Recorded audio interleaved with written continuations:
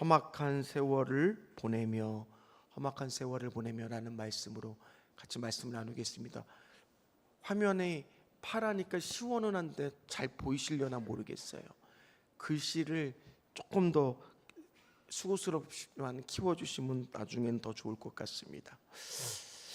하나님의 눈물이라는 책에 쓴 서진교라고 하는 목사님하고 저는 이제 페북으로 이제 제가 팔로우를 하는 분인데, 이분이 이제 장애인 사역과 노숙 사역을 위주로 합니다. 그래서 이분이 그 나이는 저보다도 젊지만은 정말 파란만장한 삶을 살았어요. 어렸을 때 100일도 채 안 됐을 때 이제 이마에 보면 이렇게 주사 자국이 있는데 이제 폐렴이 지독하게 걸린 거예요. 그러니까 의사도 뭐라고 이야기를 하냐면 얼마 못 산다 이 아이, 마음의 준비를 해라. 그러니까 한 가정에 그것도 귀한 아들 아니겠습니까? 그러니까 어머니가 그 서준교 목사님을 끌어안고 병원 옥상에 올라가서, 하나님도 잘 믿지도 않았을 때였다고 하네요. 막 기도를 하면서 눈물을 막 흘렸다는 거예요. 기도의 제목은 뭐 간단하죠. 제 아들을 살려주시면 하나님께 바치겠습니다. 아마 여기 계신 분들 중에서도 그런 기도 해보신 적이 있으세요? 그런 기도를 막 하면서 했더니만 기적과 같은 일이 발생된 거예요. 의사가 더 놀랐다라는 거예요. 괜찮아졌다는 거죠. 자, 오늘 본문에도 보니까 이 야곱이 이렇게 고백을 하는 부분이 있습니다. 9절 한번 말씀 같이 한번 읽어보겠습니다. 야곱이 바로에게 아뢰되 내 나그네 길의 세월이 130년이다. 내 나이가 얼마 못 되니 우리 조상의 나그네 길의 연조에 미치지 못하나 험악한 세월을 보내었나이다 하고. 야, 야곱의 나이가 몇 살이에요? 130살이에요. 다행히 우리 성도님들 중에서 130살은 안 계신 것 같아요. 대단하잖아요. 우리가 보기에는 이런 분이 지금 바로 앞에 딱 서갖고, 근데 야곱의 인생 한번 생각해 보십시오. 그의 인생이 진짜 파란만장한 거 하면 또 야곱하면은 또 둘째가 나면 서럽잖아요. 그렇죠?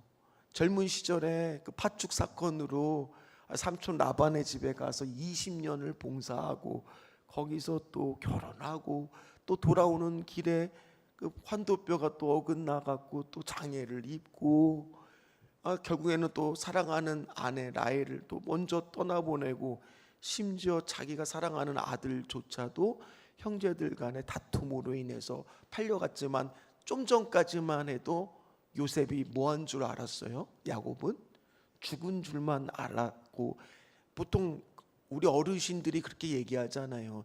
자식이 죽으면 마음에 가슴에 묻는다고.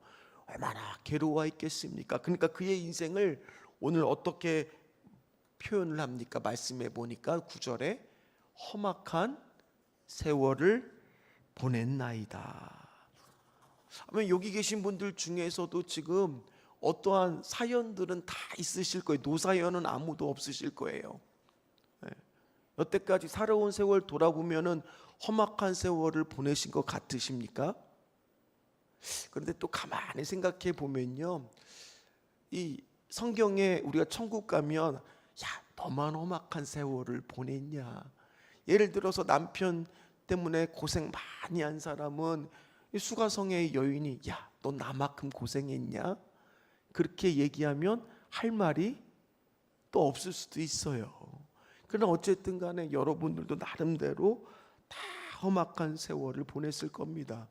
믿음의 사람들은, 특히 믿음에 굳건한 사람들은 다 그랬습니다. 이 저 하나님의 눈물이라는 책에 보면 서준교 목사님도 나이는 젊은데 뭘 그렇게 험악한 세월을 많이 보냈는지, 그가 뭐라고 하냐, 태어난 것 자체가 처음에는 불행하다라는 생각을 했다는 겁니다. 왜 그러냐면은 부모님이 두 분 다 알코올 중독이 걸린 거예요. 아버지도 알코올 중독인데 어머니는 그 모습을 보니까 속상해서 술을 마시다 보니까 역시 또 알코올 중독이 걸린 거예요. 화병에 술을 대더니만. 그러니 초등학교 때 하는 일이 뭐냐면 길거리에서 쓰러져 있는 부모님을 집에 모시는, 그것도 한 명이 아니라 한쪽이라도 좀 괜찮으면은 그럴 텐데.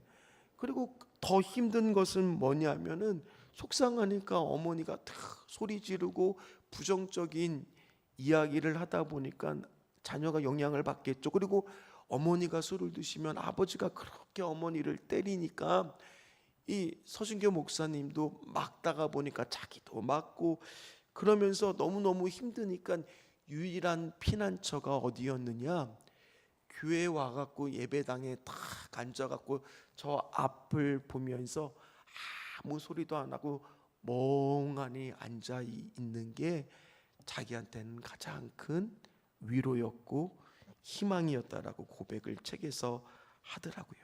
그러면서 그때는 몰랐지만 나중에 시간 지나다 보니까 어떤 걸 깨달았느냐, 하나님이 나의 상한 마음을 그 순간 받아주셨구나. 놀라운 것은요, 이 믿음의 사람들마다 그런 순간들이 다 있더라고요. 제가 어제 한 청년이 이런 얘기를 하더라고. 자기는 신천지에 지금은 빠져나왔는데 잘 갔다고. 아니 이게 무슨 소리야? 신천지에를 잘 갔다는 소리를 왜 할까? 알고 보니까 본인이 신천지를 가서 고생은 너무너무 많이 했는데 그걸 통해서 안 믿는 부모님이 빠져나오게 아들을 하기 위해서 알아야 될 거 아니에요. 그래서 자발적으로 어디를 갔냐?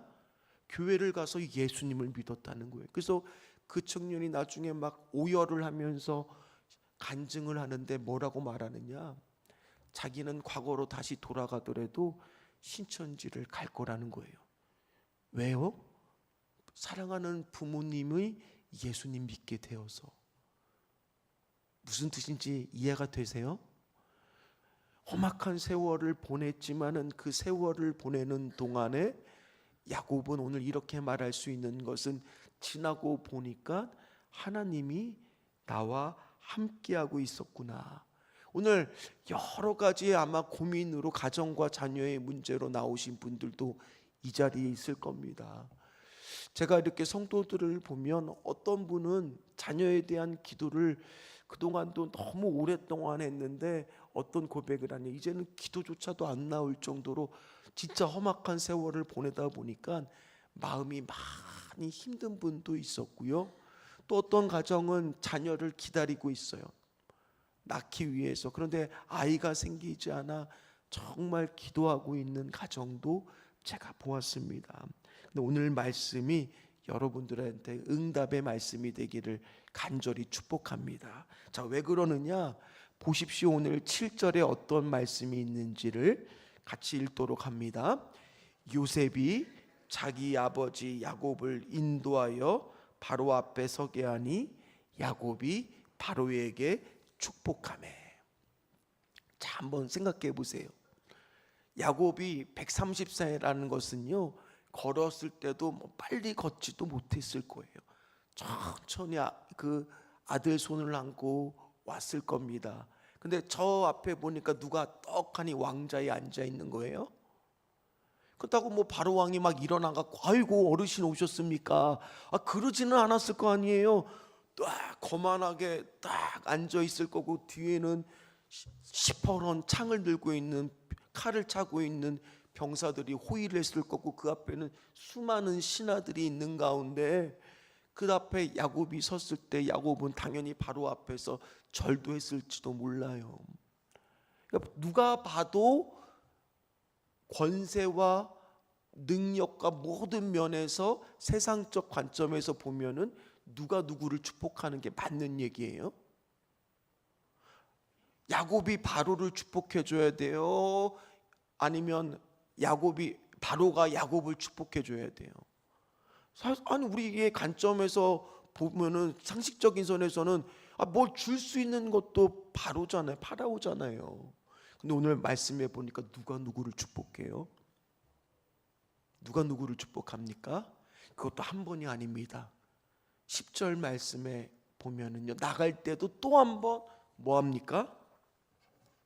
또 한 번 축복, 두 번이나 야곱이 바로를 축복하더라는 거예요. 저는 말씀을 가만히 묵상하고 생각해 보면서 제가 그렇게 기도조차도 말랐던 분한테 다시 권면을 했을 때는 어떻게 권면했느냐? 기도하십시오. 중요한 지금 시험을 앞두고 있습니까? 기도하십시오. 지금 아이가 태어나기를 소망합니까? 자, 한 달만 한번 작정해 봅시다. 정말 부부가 그렇게 작정해서 한번 기도해 본 적이 있냐? 각자는 기도했는데 그래 본 적이 없다는 거예요. 그럼 둘이 손잡고 꼭 한번 기도해 봐라. 한 달만 기도해 보자. 제가 그렇게 말할 수 있는 근거는 뭡니까? 그렇게 자신 있게 말할 수 있는 근거는 뭐예요? 오늘 말씀처럼 누가 축복의 통로입니까? 누가 축복의 통로예요? 하나님을 믿는 사람들이 축복의 통로예요. 여러분들 가정에서 여러분들 자녀의 손을 얹고 기도해 줬을 때 하나님의 은혜와 축복이 흐를 수 있는 것은 누가 축복의 통로입니까? 믿는 부모님들이, 세대들이 축복의 통로예요. 여러분들이 직장에 갔을 때나 누구를 만났을 때 기도해 줄 수 있는 것, 그 사람이 험악한 세월을 보냈다 할지라도 그 가운데 하나님의 은혜를 발견할 수 있는 것은 저와 여러분들이 다 뭐기 때문이에요? 축복의 통로이기 때문이에요.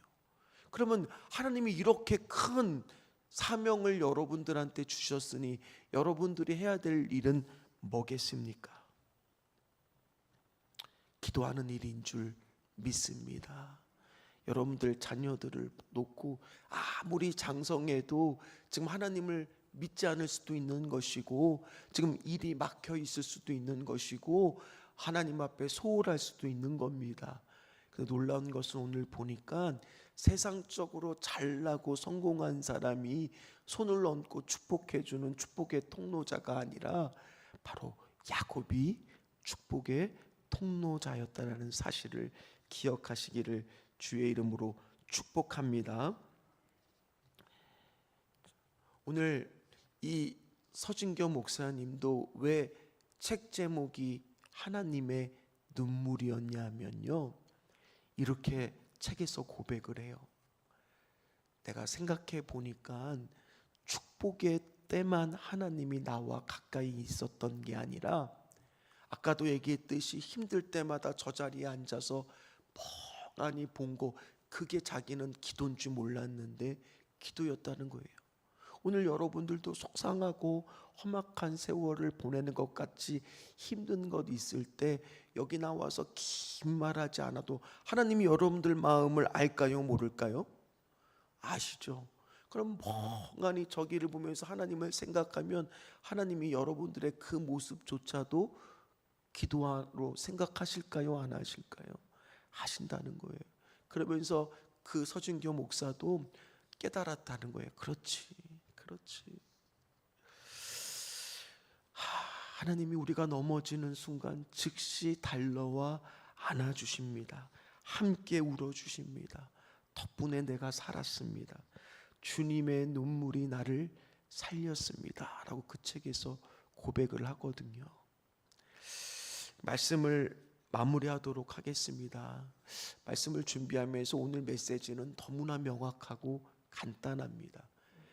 여기 계신 분들 다 상황과 환경과 여건은 다르지만 나름대로 나에게 닥친 험악한 세월을 보내고 있는 분도 있을 겁니다. 아니면 보냈던 적이 있을 거고 앞으로도 보낼 일이 생길지도 모르겠습니다.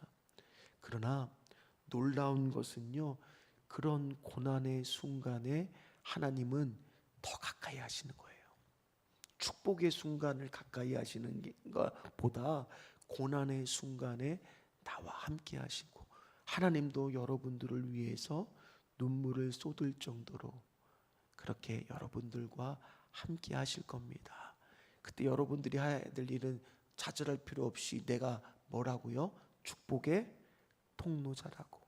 그러면 내가 자녀를 손을 얹고 기도해 주는 것들을 포기하지 마셔야 되고, 내가 가정을 놓고 기도하는 일을 포기해서는 안 되는 줄 믿습니다. 그래서 오늘 그 축복의 통로자들이 다 되시기를 주의 이름으로 축원합니다. 축원합니다.